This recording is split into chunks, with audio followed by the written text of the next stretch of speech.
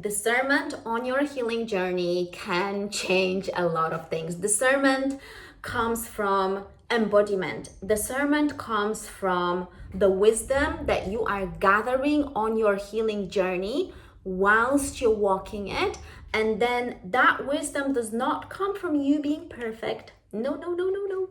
That wisdom comes from you experimenting, changing your behavior, changing your decisions, seeing the feedback from life that you're getting, and be like, yeah, I'm not perfect. I made loads of mistakes here and here and there, but here and here and here, I actually did really good. You take that objective feedback, you take that feedback objectively as well. You're not taking it personally, you're just saying like objectively, okay, I've made some mistakes, but I have all this wisdom now. Once you gather that wisdom, your discernment sharpens. But let me help you to sharpen that discernment by giving you some, I guess, contradictions sometimes that happen on your healing journey, and when discernment matters a lot. So let's talk about one, I would say, like two specific discernment things that I want to address. The first one is there's almost like staying too long in certain situations or leaving too quickly. Yeah, guys, you probably already know, like, oh yeah, that is the sore point. Yeah, it is. Because the discernment between staying too long in situations, with people who are not serving you is going to cost you. It's going to cost you a lot. But also leaving too quickly in relationships and situations that are still developing, that's going to cost you as well. Knowing which one's which, knowing in which people it's worthwhile, and in which people, situations, circumstances it's worthwhile to wait and invest more, and which you should probably leave very soon. That's the territory of mature adult and mature conscious brain.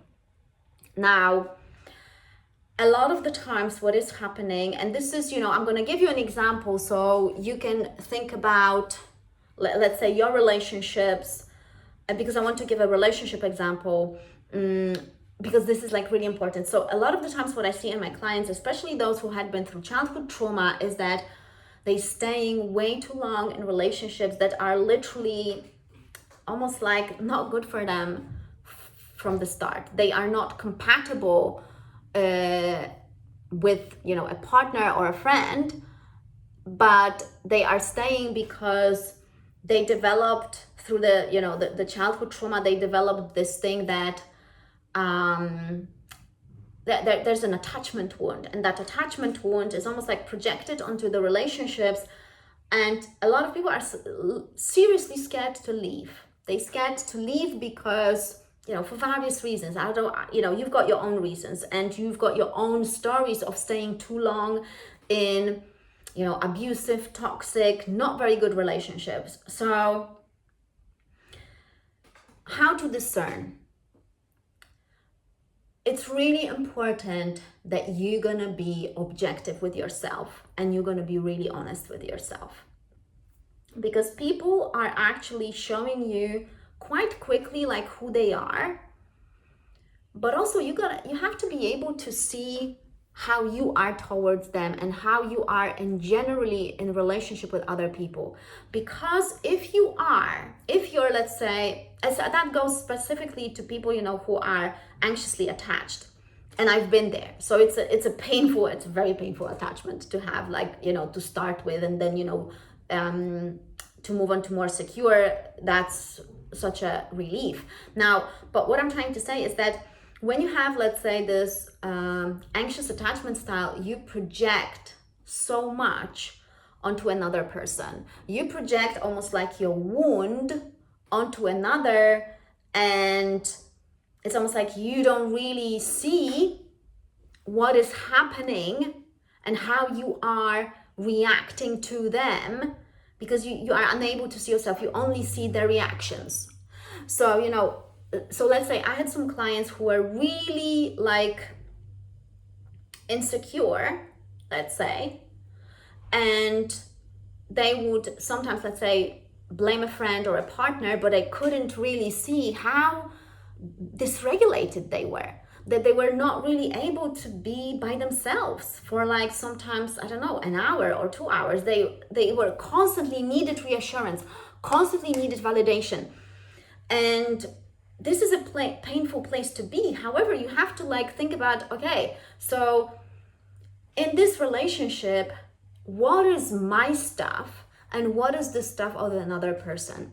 And the relationships that definitely have the potential are the people that you can actually talk to with, you know, about that. So for example, you can say, do you know what, I noticed that I am like really sometimes anxious, you know, and that might be like annoying. That's even annoying to me, you know, because a lot of anxiously attached people are almost annoyed with themselves that they are like that.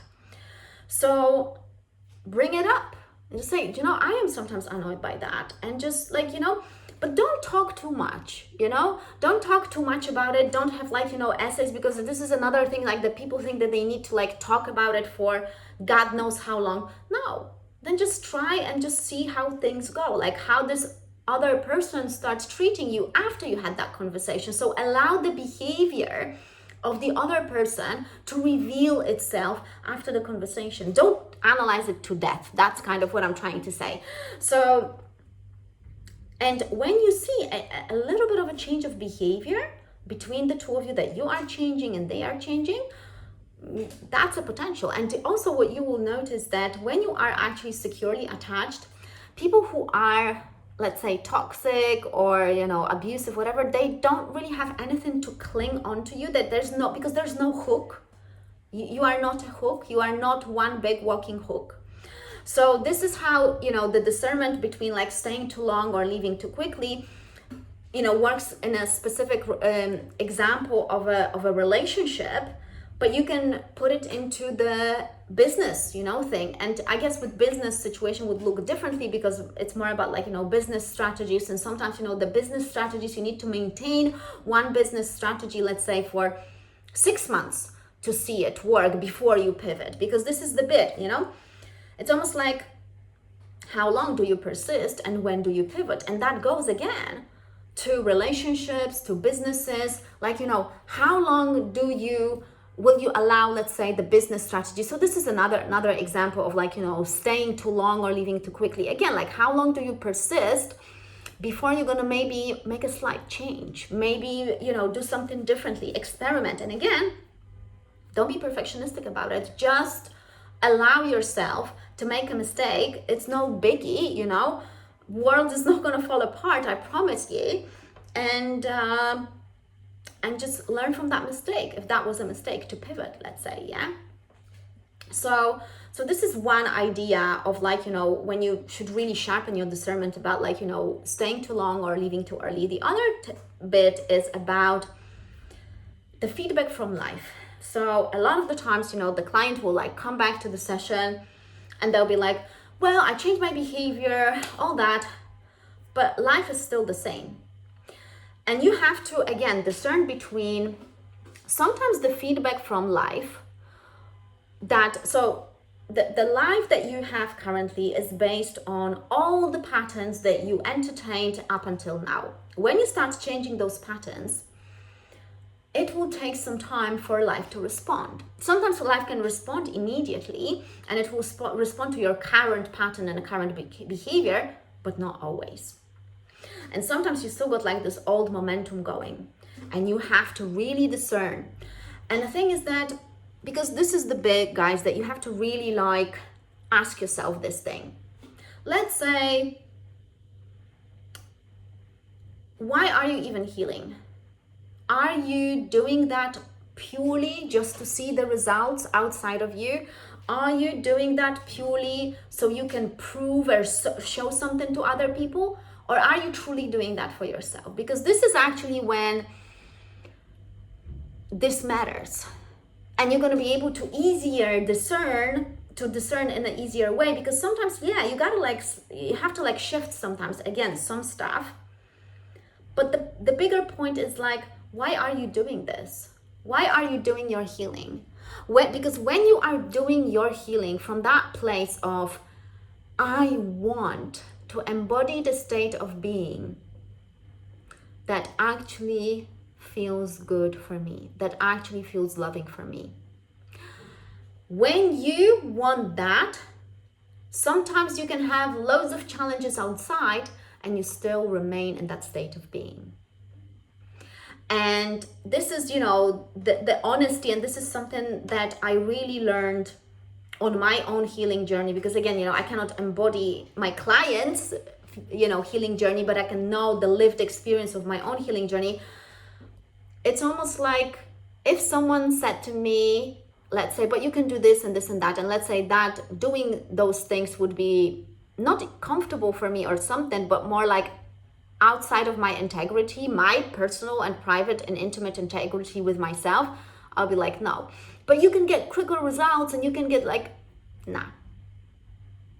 It's almost like at some point, you embodying that state of being that is loving towards yourself and that is accepting towards other people and life, you will never trade that for a result outside. I would never trade that. And maybe, it's a radical statement. I don't know, but the way when I healed and that state of being that had been almost like, given to me, or, that I achieved, however you want to claim it, however, it's like, however we want to describe it, I would never trade it for anything outside of me. So that's why that's the embodiment. So when it comes to the results, whether they show the old momentum or whether they showed your current pattern, it's almost like it does matter, but to what extent, And again, this is, the wisdom. You have to answer these questions for yourself. Like I said, to me, for example, I would never want, let's say, a quicker result in this or that area of my life if that would break my own integrity. I would rather wait a bit longer or, and still enjoy my life than get the quicker results, but betray myself or betray, the values that I represent. So you got to answer these for yourself. And that discernment, that's the embodiment of a person who actually truly heals. So I trust that was helpful. Like, share, and subscribe. A small channel like mine always appreciate support from other people when it comes to that. And also, you want to book a session with me to help you with discernment, to help you sharpen your discernment, to help you sharpen your wisdom on your healing journey. Book a session. You've got the links down below. I'm going to see you in my next video. Bye-bye.